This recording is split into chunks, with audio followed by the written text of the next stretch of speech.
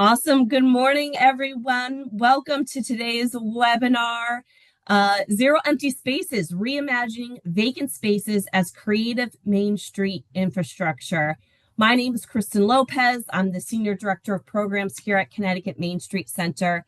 Very excited for this topic. We know that downtown vacancies are a trouble issue that a lot of our main streets and downtowns have. So very excited for our guest speakers for today.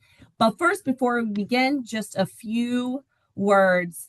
For those of you who are not familiar with us at Connecticut Main Street Center, we are a statewide nonprofit working in all types and sizes of downtowns across the state to help establish and maintain vibrant main streets.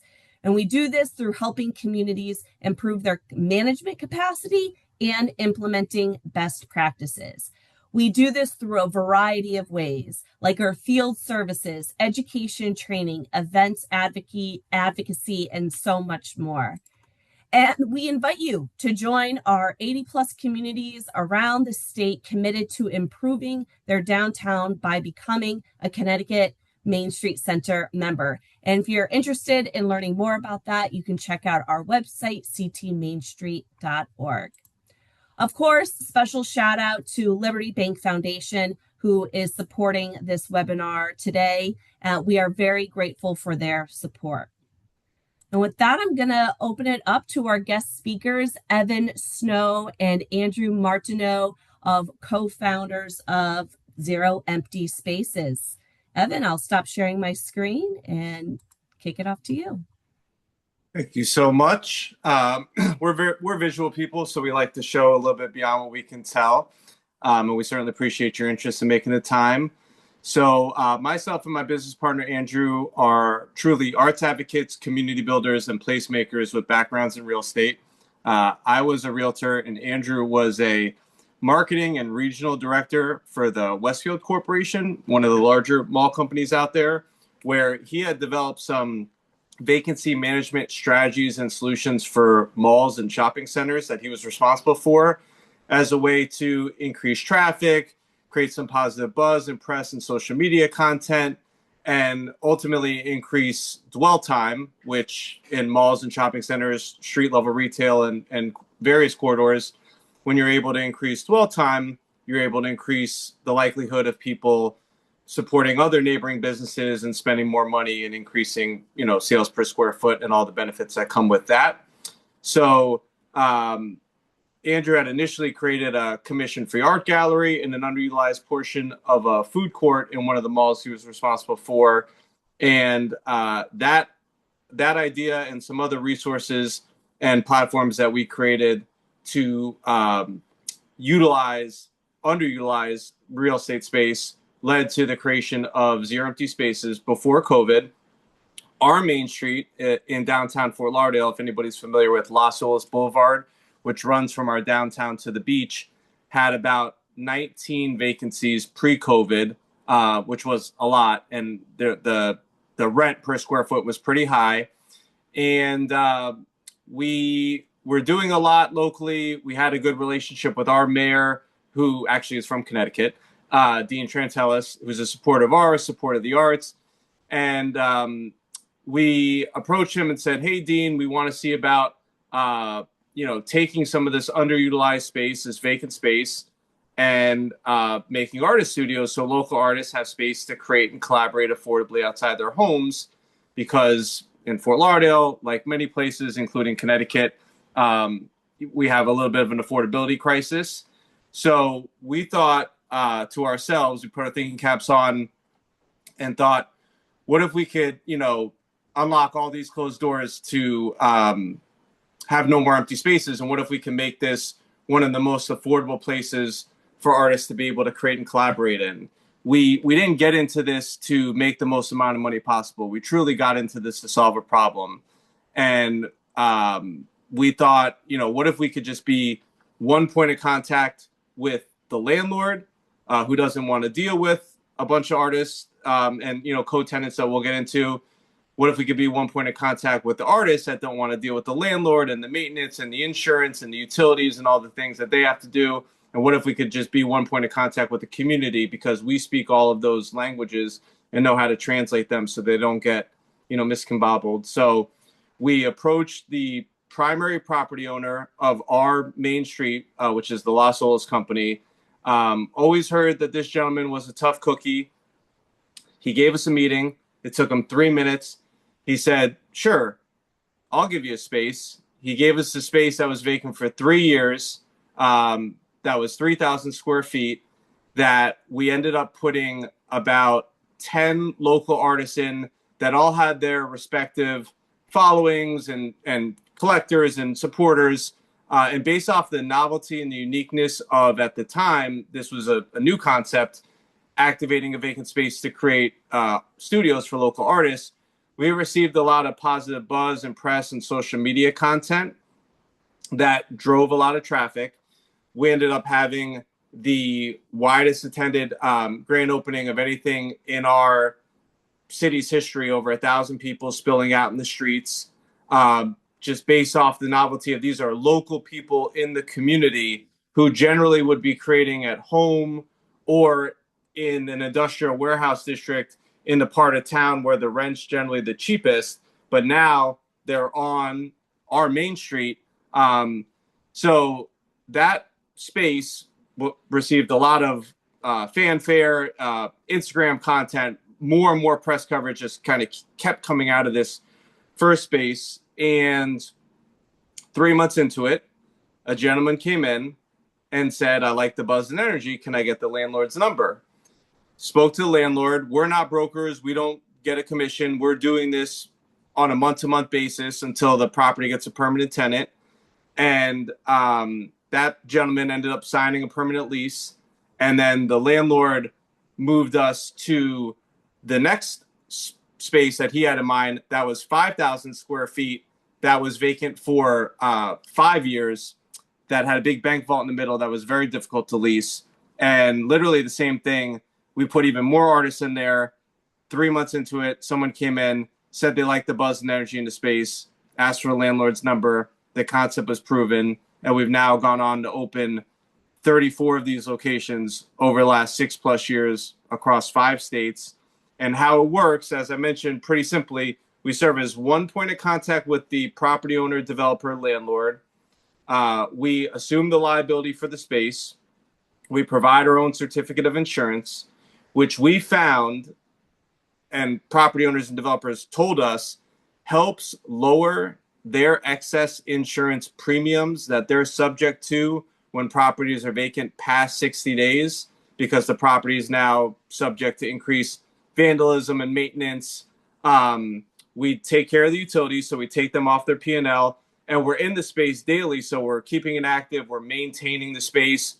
We've helped countless landlords mitigate maintenance issues and leaks because their property manager might only go in there once a week, once a month, once a quarter, once a year. And then maybe by the next time they go in there, there's a problem that could have been mitigated. So those are just some of the benefits for the landlords that generally Main Streets and stakeholders are curious, like, why would a landlord do this? We're also supporting, as I'm sure you guys can appreciate, being Main Street practitioners, we're supporting the walkability of the block, the corridor, the downtown, the Main Street, whatever it may be. People, from a perception perspective, nobody wants to go to that dark corner of the block or the mall or the shopping center or whatever it may be. So this does support the walkability. It does support, as we just outlined, the leasing activity, because activity does create activity. And some people, they go and see an empty space and they really can't imagine what it would be. But when they see it activated, which it's fully transparent that when we do these activations, they do remain listed for lease on the market until the permanent tenant's secured. That has proven now over the last 6+ years to translate into permanent leases instead of the property sitting vacant, not doing anybody any good. So that's on the property side. And then how it works on the artist co-tenant side is we take large spaces, as you saw in the videos there, and we subdivide them into smaller spaces with a modular divider wall system that we developed that is movable like furniture.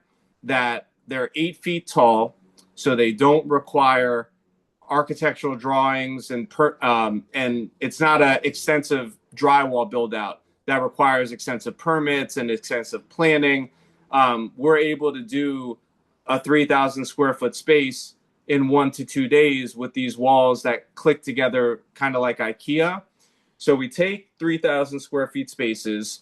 We try to maximize the amount of usable and leasable square footage so that we can give artist A space one, that'll be 96 square feet on average. Artist B gets space two, so on and so forth.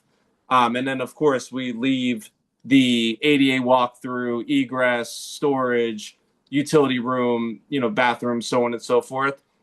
And we rent these spaces out in our legacy model with the artist studios to artists affordably, generally at about $3 per square foot on average, on a month-to-month basis for them. And that's inclusive of the water, electric, insurance. We cover all of that. So they pay one low flat fee that allows them to just be able to apply, pay the nominal fee to join us, show up and start creating. And if their situation changes, they lose their job, they move, they're not on the burden of having a long-term lease. There's no penalty to discontinue. We want to make this as easy for all parties and also fair and equitable. We don't overly jury the process like a lot of traditional art spaces where they require a master's in fine arts degree, a long CV or resume, and some other factors that generally only really reward artists that are probably going to make it if they have this opportunity or not. We pride ourselves on pairing emerging, mid-career, and established artists together that come from all different backgrounds and walks of life. Putting them in the space together has been a very interesting social experiment because people from the lowest income neighborhood are in the same space with people from the highest income neighborhood paying the same low flat rate. And oftentimes either them and or their social media followers, their friends, their family, their collectors would probably never cross paths. And now they're in the space creating together, hosting events together. So that's what we've been doing with our legacy model for the last few years. We've been asked to do other things in other spaces. Burger King corporate reached out to us and said, we have 40 former Burger King locations that we don't have franchisees for. What could you do with them? And it really wouldn't make sense to put artists in the kitchen or the playpen. So we put our thinking caps on together, and you're beginning to see we're now in the mindset of changing the way that people view and interact with empty space and looking at this vacancy as infrastructure, which we began authoring more thought leadership articles on LinkedIn. You can see, and we'll link in the comments. So there's a lot of culinary entrepreneurs out there, people that operate food trucks, caterers, cottage-based businesses that need food safe certified space to prep. And there's not an abundance of commercial or commissary kitchens available.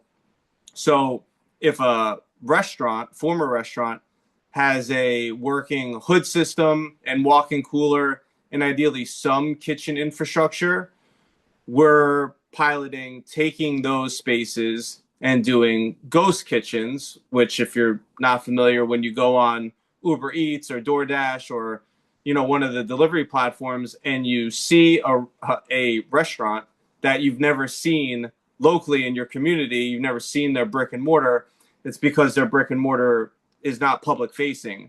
They only do delivery, which is this trend that is allowing culinary entrepreneurs to test the market on a fractional basis before they commit to their long-term permanent space. And that's one of the connected tissues and threads that I want to inspire you to think about within your community. How many aspiring creative entrepreneurs, artists, makers, foodies, restaurateurs would love to lease one of your empty spaces, but they're just not ready to commit to a 5 or 10 year lease for their own permanent space. So with the thought of co-tenancy, taking these larger spaces and making it a little bit more equitable by subdividing them, we're not only able to do this for artists, as we've proved and demonstrated, but also how many of you have a farmer's market or a night market in your community, or know people that sell on Etsy or online?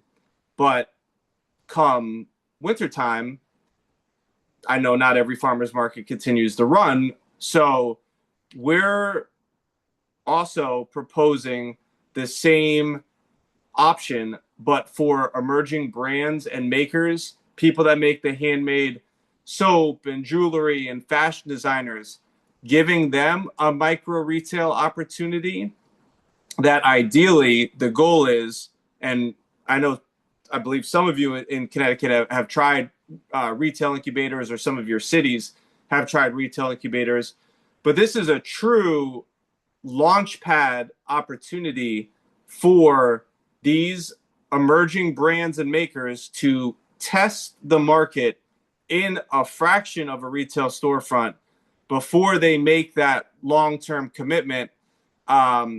We are in all of these concepts. We provide marketing support, social media support, career and professional development support, public relations support. Those videos that you saw, or when the media comes calling, we don't charge them extra to be in one of those opportunities. That's included with the low nominal rent. We bring in speakers like Chase Bank does free lunch and learn workshops for our tenants to help them ideally be a little bit more business savvy and financially savvy. We bring in attorneys to talk to them about intellectual property and contracts and licensing and various other things, and even bring in mindfulness practitioners to talk about burnout and how to recognize the signs of burnout, and ideally have these free and accessible tools that are available on YouTube to ideally prevent burnout. And this is all included in what we do. We also don't just operate these spaces in retail environments. We also are in office buildings and developed a wellness in the workplace program that could apply for retail as well, where we have our artists that teach classes. We take those classes, we modify them to be a little bit more mindful based, and we offer them to our neighboring tenants, employees, as a benefit to help them reduce stress, burnout, increase creativity, foster team building.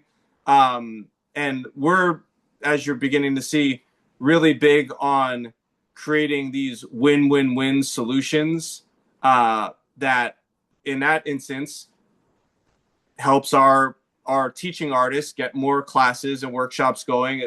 We outline their very low nominal fee.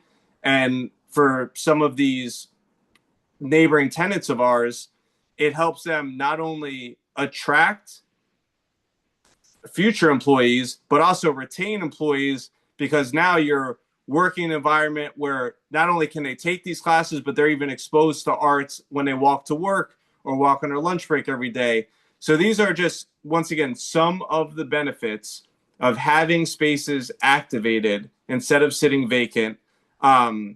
Traditionally, we operate in a few different capacities.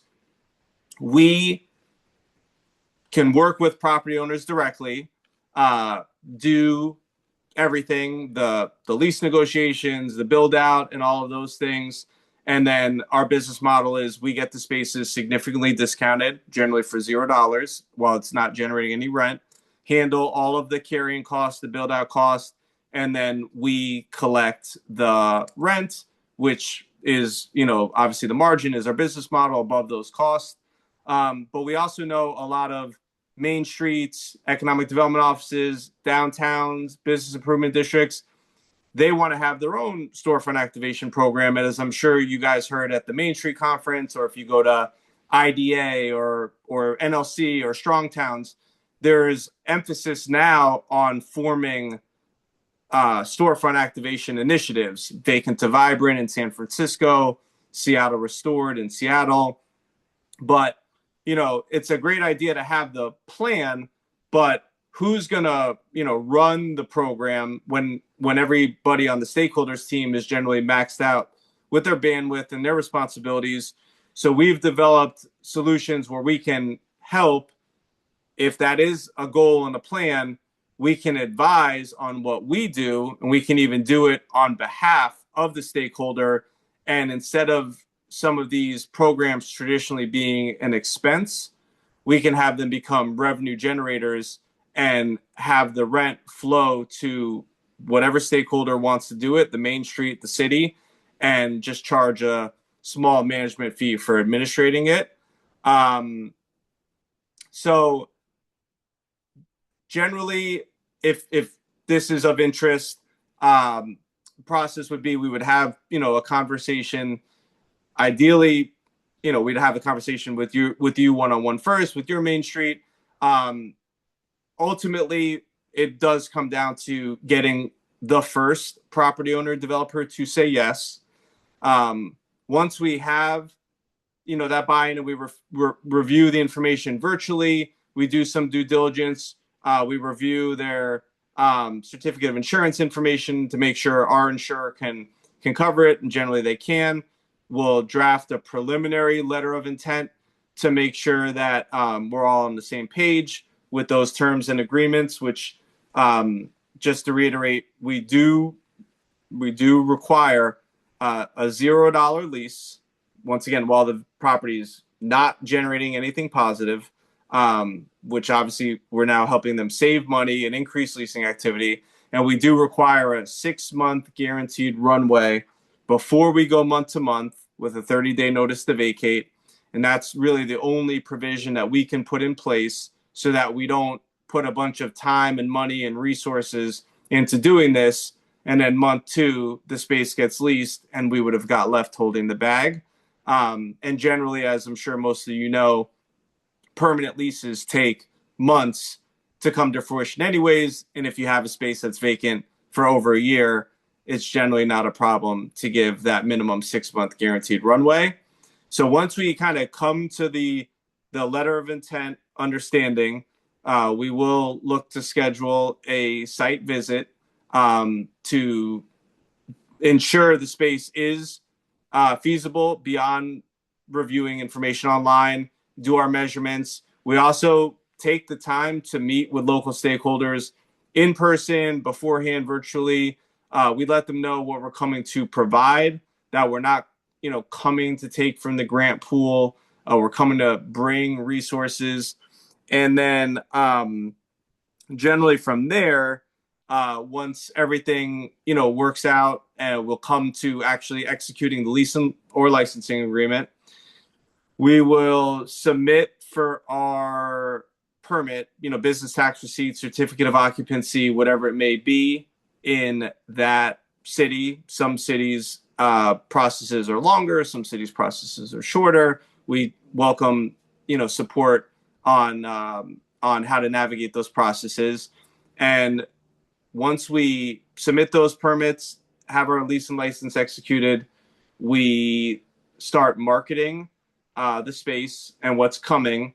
We schedule an open house preview and information session for the future artists and creatives so that they can, see the space, hear our presentation geared towards them.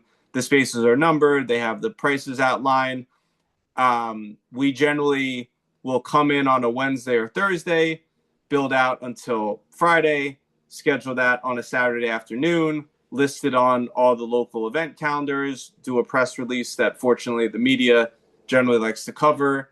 And if all goes well and the artists and the community gravitate towards it and show up, we take the interested parties and start leasing the space to them, and they're able to move in the next week, maybe on the Monday. So this is not a long, drawn-out process that takes years. This can, take weeks or months, and we'll certainly walk through that. And, beyond what I preliminarily mentioned, it's obviously just so many benefits. And one of the ones that I think you, as Main Street practitioners, will appreciate, especially, I don't know if you're aware, May is Mental Health Awareness Month. And down here in South Florida, we just participated in something called 10 Days of Connection. There's a loneliness epidemic in this country, and it's not just seasonal. And I'm sure you're beginning to hear more and more about, third spaces, these spaces between work and home, where people traditionally would go to a coffee shop or a library, and they certainly serve their purpose. But there's so many missed opportunities, once again, utilizing vacancy as an infrastructure to have opportunities for connections in your communities. We don't charge nonprofits to do collaborations, which we've had a myriad of very successful, transferable, repeatable nonprofit collaboration ideas come out of these spaces. So a lot of stakeholders that we talk to, beyond just interested in having the vacancy activated, they're like, well, what about the events? What about the community impact and benefit? And this is just some of the synthesis of some of the community connection opportunities.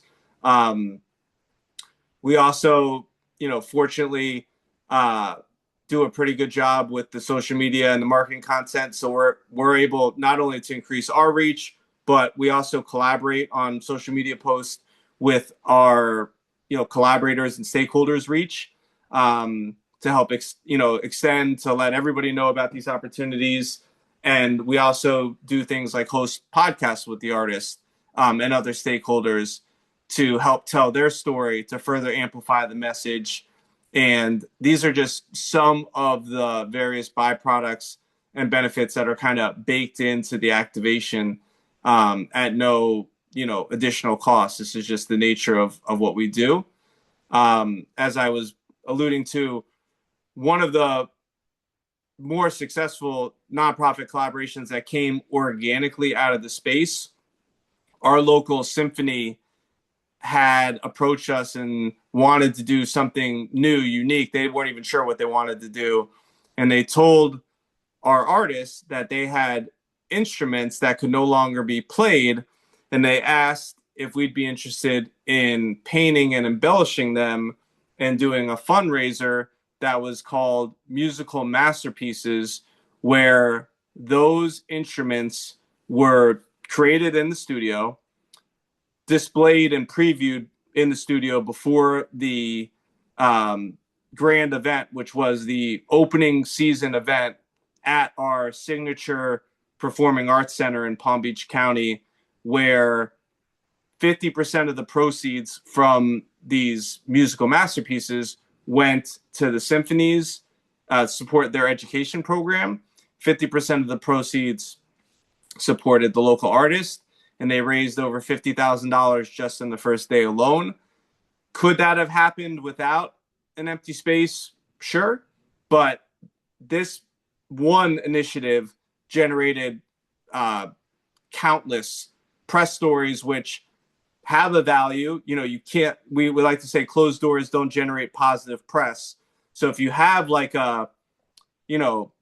some empty spaces, a corridor on your main street that's dark, or, what would it take to get positive press coverage? And this is like an easy way, just even the activation within itself, but then some of the other byproducts you kind of see come out of this, we're so proud of. And I mean, we say we've changed hundreds of artists' lives thousands of times over, not just the artist community members, but this gentleman we like to highlight had been creating at home for over 40 years, one of the most talented color pencil artists.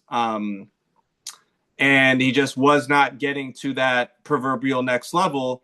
He joins us in the space and was able to, through the platform, have the director and curator of our major museum in Palm Beach County, the Norton, come for a studio visit, where they not only collected his artwork to be part of the permanent collection of this multi-million-dollar museum. He became a fellow of the county's cultural council. He's now the mayor of art in the county. He's received, countless opportunities, literally changed his life, truly full-time artist now pursuing his craft passion, creative outlet in his profession. Could it have happened if he continued creating at home? It very well could have, but he certainly attributes, and we're certainly glad to attribute the platform to allowing us to unlock that closed door to create the opportunity for this to happen. And, this is just a little synthesis of some of the press coverage, local, national, international, TV, radio, newspaper, magazine. It really is the gift that keeps on giving. And no PR. We own and operate an agency, so we do our own public relations. But you don't have to have a PR firm. I mean, we'll certainly welcome local connections to the local media, but this doesn't cost more to get this type of coverage. We work with property owners and developers, large and small. Obviously, on here we have a lot of the institutional landlords, but the Los Olas Company, which was the first one we mentioned, they're just the primary property owner of our main street in downtown Fort Lauderdale. So it works for some. It might not work for all. There might be some developers that say, why would I do that? Why would I give the space for zero? And you could show them, and I could send you this overview deck. You could show them the partners that we work with. And the question, I guess, that comes up, if maybe you are, and we're going to open up for questions in a minute here, but if you are maybe scratching your head and saying, is this really going to work in my community? Why would they do this? Why haven't they tried this? Why don't they try this on their own? What's the catch? The question that always kind of comes up is, what is the cost of doing nothing? And clearly, as every community, USA, and we talk to 2 to 3 to 4 communities a day, every community, not just in the US, but beyond, has vacancy. There will always be vacancy. Some landlords are old school and they're just fixed on the bottom line. And if there's no rent, there's no deal, and that's fine. And it doesn't bother us at all. But I'd like to think, from what we kind of just shared and walked through here, that you can begin to see that it can apply anywhere. And we have made it up to New England in the Natick Mall in Massachusetts, which I'm sure some of you are familiar with because everybody seems to know the Natick Mall. We are planning our first activation in Connecticut at the Connecticut Post Mall in Milford. I attended and presented at the Yale Innovation Summit last year, where I was fortunate to get to meet everybody from the state, Liz Shapiro, Anthony, and all of the stakeholders that were there. We're very encouraged by all the efforts and initiatives happening throughout the state. In addition to your Main Street efforts, there was some verbal commitments that the state, would support from a marketing and public relations perspective to help extend the reach further, to let more people know. So we're certainly glad to do that. And like I said, we'll be glad to share this information with anybody that's interested. And I will be glad to ask my business partner if he has anything more he'd like to add before we open it up to questions. No, I think you covered everything there. So happy to answer any questions anything anybody may have. Awesome. Thank you so much. What an impactful program. So yeah, let's open it up for questions now here in the chat. Also, I know Ani and I have some questions as well. Maybe we can just start off there. But can we just talk about the property owners for a second? Can you tell us some of the challenges, how you've overcome, or how you've simply turned away, or how have you been able to convince that, kind of problem property owner. If you can just tell some of your lessons learned there. Sure. I mean, um, like I said, it does work for some. It doesn't work for all. But at the end of the day, they're losing money. I mean, it's just the economics of operating a vacant space, the maintenance, the utilities, the insurance, code enforcement. If you certain municipalities you don't keep the lights on, they fine you. It's not, you could have the prettiest for lease sign, but it's not really helping you increase your leasing activity by having it vacant. So, and then when they see that we work with Simon, Brookfield, JLL, some of these major players and small mid-sized players as well, that generally and that we've also, the one thing that property owners developers kind of like is we've developed a brand. So all the spaces are branded, they have signage, it's consistent. We do this at a very high level, so it's also not, some property owners developers might be a little concerned, oh, I don't want a bunch of artists going in and trashing the space. Well, we have our reputation on the line and we're responsible for the space. So we also have the artists cover the floor in the area they create in.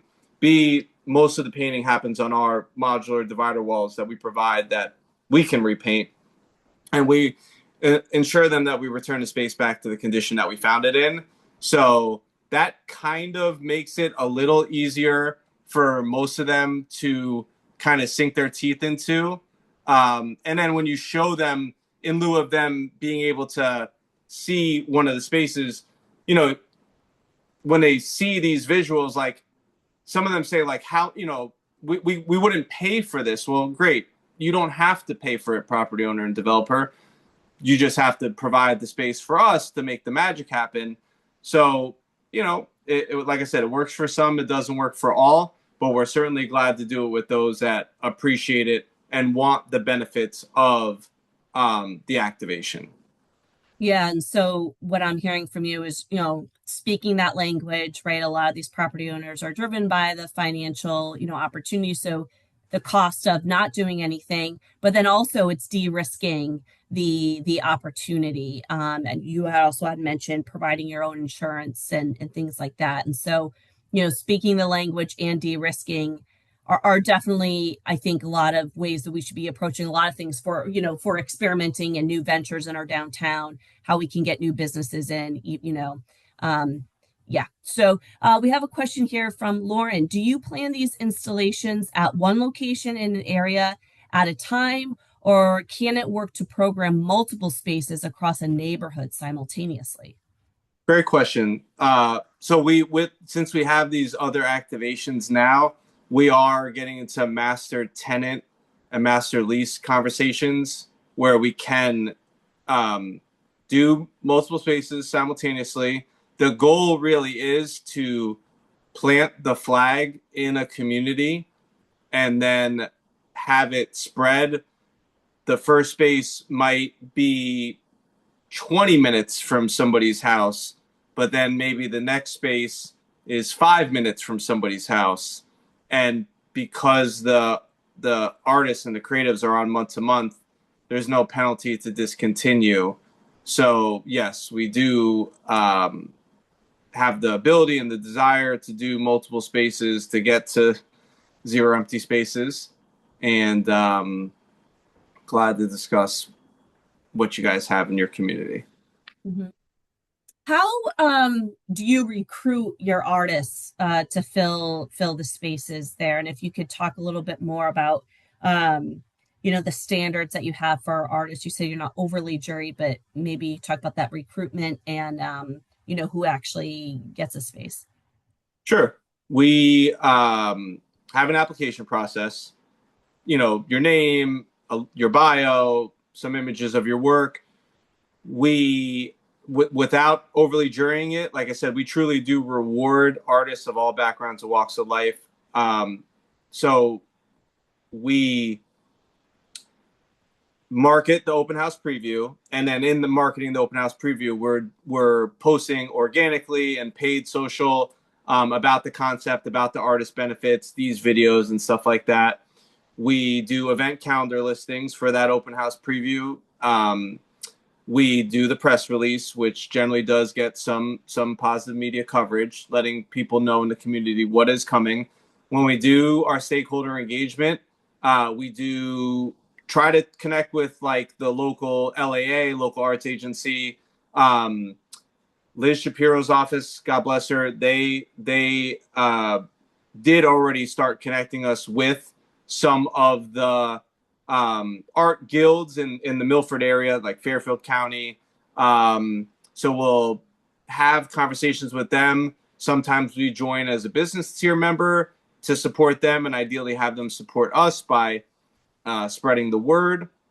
And then, like I mentioned, when we come for the site visit and stakeholder engagement meetings, we do try to tour art spaces and meet people for coffee or lunch, let them know, who we are, what's coming, and build those relationships. Because we understand we're coming from out of town, and some people sometimes are weary about out of towners. So, we let them know that this is, an authentic, genuine thing that we're doing. It's to help everybody.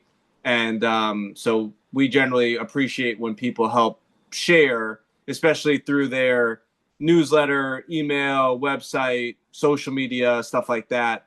Not just arts, but even like economic development office for the city, the business improvement district, the Main Street, the downtown, the whatever stakeholder group it may be.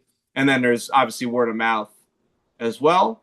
And then some cities, like we're working in downtown Minneapolis, they did a light projection on the building with another artist, and it said like coming soon. And it was like an immersive project mapping. You couldn't miss it.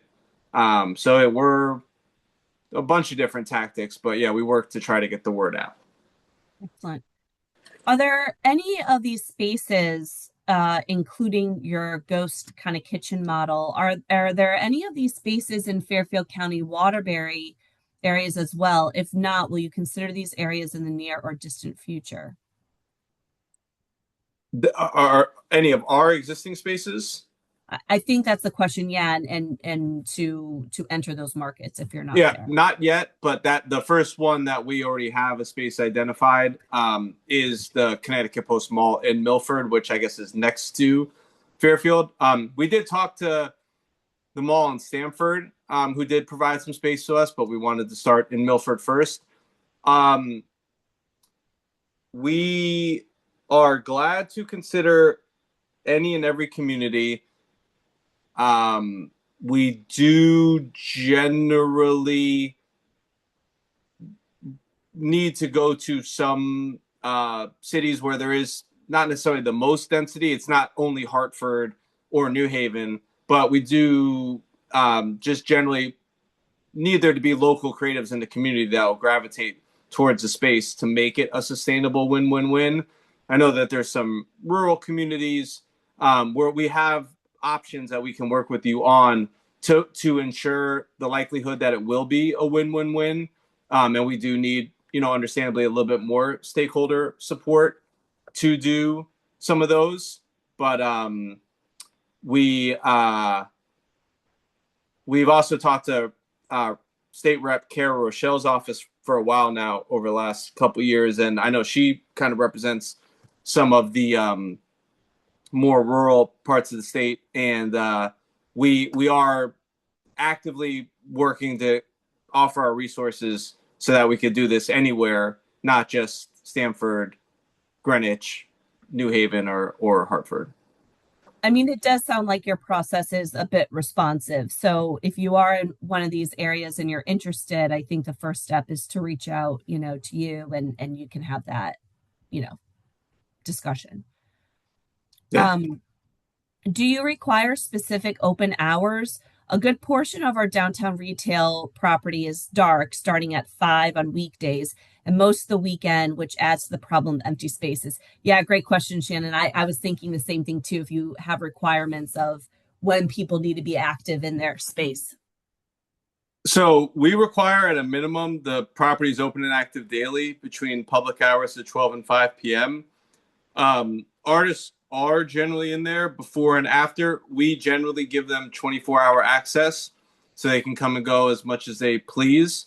We have some technology that we implement that assists with the scheduling, and we have a GPS geofenced check-in component on this technology, on this app that we use, so that for the accountability of having the space open and active daily, so that it's fair and equitable for all, which is something that's important for us.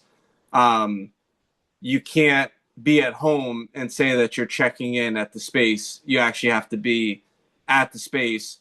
And if that hopefully just kind of runs smoothly, but if somebody thinks that they're going to pay for an inexpensive storage or gallery space and not go because they're on month to month, we don't have to renew their lease. So as long as everybody, and we communicate this in our messaging at the open house preview, it's in the lease, it's on the onboarding information that we send when we share the app and instructions.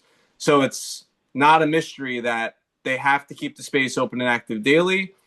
And then if there are certain desires of the main street or the stakeholders to try to have the hours extended beyond 12 to 5, we'll try to meet those, understanding these are people that are paying rent. They're not employees of ours that we can force to be there, but we will always try. And generally they do stay open after 5 o'clock to try to capitalize on the foot traffic as well, because they want to make sales and stuff like that. Yeah, on that point of making sales, how does the point of sale process work uh, for any of the retail or art that's for sale? Good question, Carl. So in the artist studio space model, each artist is responsible for their own sales. We don't have a shared POS. We don't take commission on what they sell, but it is on them to have their Square, QuickBooks, Stripe, whatever, Zelle, Venmo. If you can kind of see in the background, we actually give them a bio sheet template with a QR code and easy to follow instructions on how to edit it to make it their own. And one of the boxes on the QR code is for their payment. So if they're not there, and it also, that bio sheet has their contact info. So if they're not present, and let's say John is in the space and someone come in and wants to buy this artist's work, John can call that artist and say, hey, someone's here, they like this piece, it says it's $200. They're gonna Venmo you or Zelle you, did you receive it? Okay, great. They're good to leave with it. Okay, great. And the artists do that for each other because they obviously want someone to do that for them when they're not there. That's in the artist model. And in the co-retailing model, which is a little bit more intensive with inventory, we are going to have a shared point of sale system and retail employee. So it's not just on the small business and creatives to run the space. And that shared point of sale system will also go to an e-commerce solution. Even if they have their own website, as we grow and scale our platform, it helps them get discovered and sell more. So artist studio model, they have their own point of sale. Co-retailing model, there will be a shared point of sale system. Very good. I don't see any other questions coming through the chat, but one kind of, I don't know, last question maybe I have for you, and we'll see if we get any more, is like, I would just love to hear through this whole process, some of your, key like lessons learned, in launching Zero Empty Spaces, kind of, those hard won challenges, kind of how you evolved in your thinking and approaching vacant spaces, approaching these communities, just some of your big lessons learned. Andrew, would you like to chime in on that one? Sure. Um, yeah, I mean, I think, every community sort of has their own challenges. And, what we do is obviously we sort of look at the spaces and analyze the spaces for what would be sort of the best use based on what the community needs. Our focus is sort of looking at vacant space and sort of reimagining it for opportunities for people in the local community to generate income, one, and then create some of these experiences that could sort of generate foot traffic and eventually sort of more dwell time for people to sort of hang out a little bit more in the corridor or mall area. Um, uh, I think a big piece of that from a city standpoint is permitting. Some spaces aren't zoned for particular uses. So like let's say we have um, artists that are focused on metal work or artists that are focused on ceramics that need a kiln. Some locations may not be permitted for that type of use. So that's something certainly to consider that we sort of run into from time to time where there needs to be a change of use. Some cities have a much harder time making that change of use possible. And I think what we've seen in visiting multiple cities is that working on sort of, laxing a little bit of the zoning and permitting requirements could open up more opportunities for local residents to activate their particular businesses within these spaces. We've also found that a lot of cities and communities that do try to do their own sort of vacancy activation initiative usually try to like put one person in one space and oftentimes kind of fund them for a year or whatever. But we found that like it's a lot more feasible to put multiple people in one space because if there is funding allocated to this type of activation, having multiple people in a space not only sort of creates sort of that connection between those people there locally, but it also creates opportunities for them to sort of lean on each other for advice, marketing, promotion. You have 10 people in a space. If each person invites 5 of their friends or customers, now you have a much bigger audience to sort of talk to. So we found that like by putting multiple people in a space is a much better way forward if there is funding for these types of initiatives. Um, and of course, like our walls are movable like furniture, as I've mentioned. So that does alleviate a lot of the permitting requirements for architectural drawings and those kind of things. Where are the fire sprinklers and all those kind of things. When you're doing traditional build outs, those are some of the requirements. So by these modular walls that we use, that alleviates a lot of it. And then I'd also say too, with the speed at which we could build a space out with these movable walls, so we could build a 3,000 square foot space in a day, and also break it down. It also allows for us to say the landlord gets a tenant and the tenant's sign and it's coming in 30 days. He doesn't have to worry about, well, man, like how long is it going to take these guys to leave, right?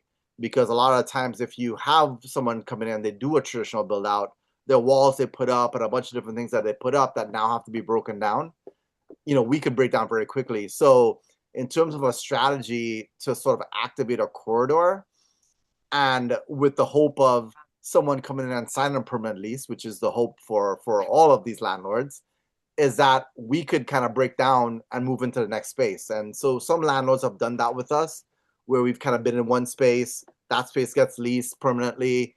He says, okay, I have another available space, moves us into another space and kind of works it there as a strategy for them to get attention to their locations that they weren't getting before. Because all of the spaces all stay up for lease on LoopNet and all these areas. But we're sort of another draw, another set of eyeballs that go into that space. So maybe you're just promoting on LoopNet and all these commercial areas.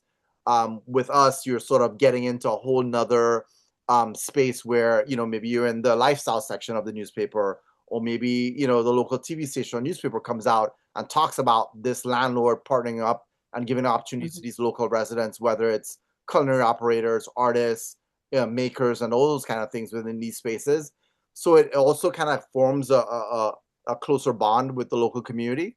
And the other thing too, I'd mention lastly is for communities that have developments that are sort of going into transition. So someone bought a property, they have plans of redeveloping, for whatever reason it's stalled, or for cities like most of the country and other parts of the world are very over retailed. So there's a requirement for property owners to have ground floor retail. A lot of property owners that are doing mixed use development aren't really so focused on the ground floor retail. They really want to get the apartments going because that's where the majority of their dollars come from. So a lot of times the ground floor retail sits vacant for a while, or they're waiting to do an assemblage, right? And they have this space and it's sitting, but they want to buy the property next door and they're waiting for that to happen. So now the community is sort of stuck with a property that has plans of being developed, but that may be 2-3 years. Obviously, with construction costs and all these things that are going on right now, that may last longer. What we do could kind of come in and sort of occupy that space in the meanwhile until those things happen. So there's a lot of I think potential for cities that run into those kind of situations where this person buys this property, they're waiting for assemblage, they're waiting to do these things, and then this could now be activated with local residents in these communities, or even in communities that you may feel that are being gentrified for whatever reason, and people are being pushed out of those communities. This provides an opportunity for that developer to now create a space for people to come back with this sort of model into their ground floor retail or into their new development at a very low and affordable cost and way. And we could share countless success stories, but last I'll just mention that was a learning lesson is we have not only had artists take permanent spaces with the property partners or meet in the space, form a collective, and actually have a company now that operates 3 permanent leases from meeting in our space. We've had landlords, with the Burger King example, they approached the Burger King, approached the landlord because they're still on the lease and said, hey, we want to do this ghost kitchen option because we're not getting a franchisee for our space. And that landlord let Burger King out of the lease just by having a conversation, which was a win for Burger King. So there's other wins. There's other activity creates activity. Glad to discuss it further with anybody that's interested, and certainly appreciate the invitation, opportunity to present, and glad to we love we were some of you might have met us at the Main Street Conference last year in Philly. We love this Main Street movement. We feel very strongly that we should be really promoting Made on Main Street, which I know Main Street America does, but this is actually facilitating, and I know some of you have heard from like Alana Pruis about small scale manufacturing. Like, this is really the opportunity to have stuff be made on Main Street. Despite the tariffs and all the stuff that's going on in the world, there's so many people that are aging out of the workforce that would love to pursue that quilt making, candle making, soap making, whatever it may be.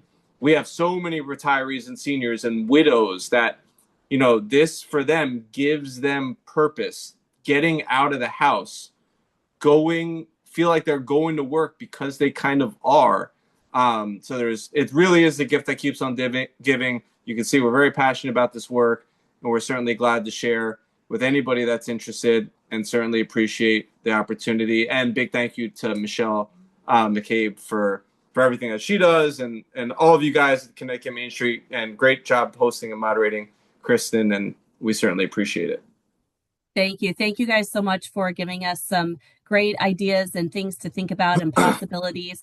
There is one interesting question in the chat. I'm going to close out here with our closing slides, but maybe in the chat, if you could address the question about eligibility of ex-offenders and immigration status, because we know that's an important topic here. But thank you so very, very much for your presentation today.